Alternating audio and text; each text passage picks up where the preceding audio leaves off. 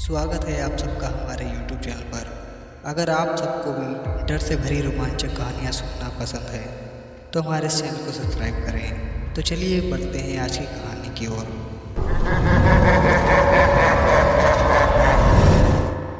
Hello friends, कैसे हैं आप सब। तो दोस्तों, आज मैं आपको अपने गांव की एक ऐसी चुड़ैल के बारे में बताऊंगा जिसकी आंखें नहीं थीं। तो चलिए बताते हैं इस कहानी के बारे में। एक बार की बात है, चारों तरफ एक अजीब सा सन्नाटा फैला हुआ था। पूरा गांव इस यकायक घटित हुई अनहोनी से दहल गया था। कितना विध्वंस नज़ारा था, वो देखते ही रूह कांप उठती थी। गांव के सरपंच तेजबली सिंह के बाहर भीड़ बढ़ती जा रही थी। धीरे धीरे गांव के लगभग सारे आदमी जमा हो चुके थे।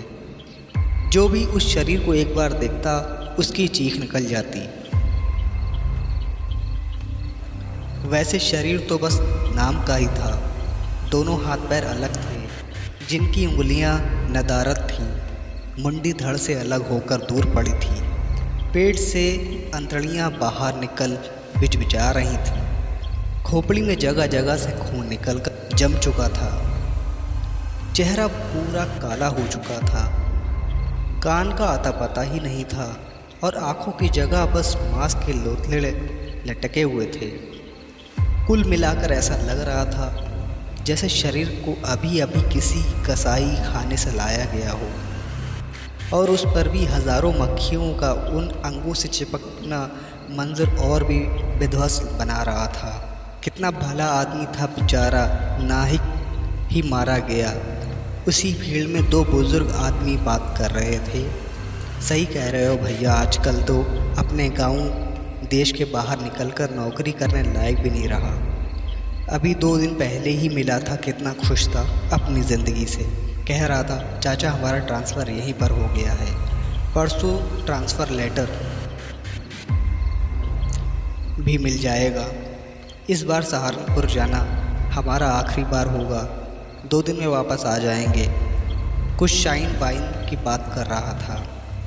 बेचारे तेजबली भैया एक ही लड़का था, वो भी इतनी दर्दनाक मौत मारा गया।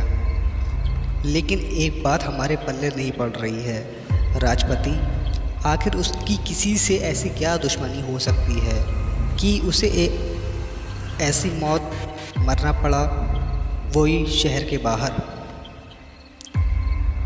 वो भी बाहर में।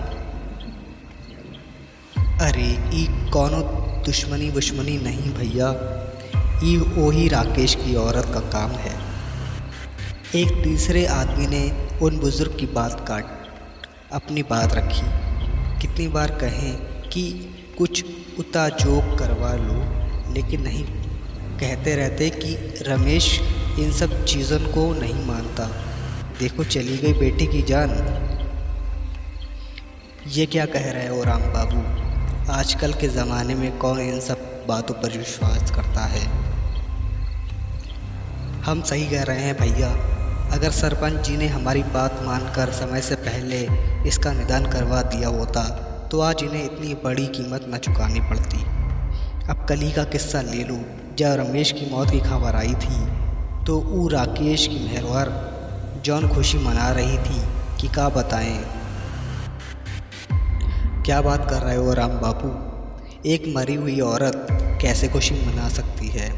अरे ई अपने आँखों देखी हाल बता रहे हैं भैया, यकीन ना हो तो मुन्नन से पूछ लो।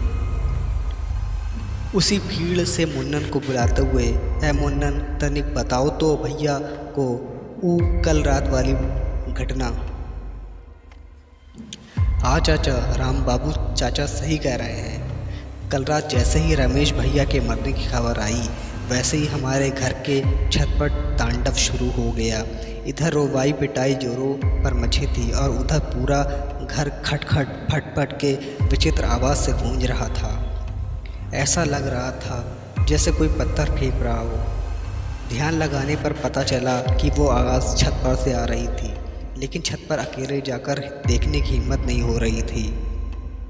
पता करना भी ज़रूरी था कि आखिर छत पर ये पत्थर कौन फेंक रहा है। कोई युक्ति न सूझने पर हम 6-7 लोगों को राज़ी किए, जिनमें राम बाबू चाचा भी थे, और पहुंच गए छत पर।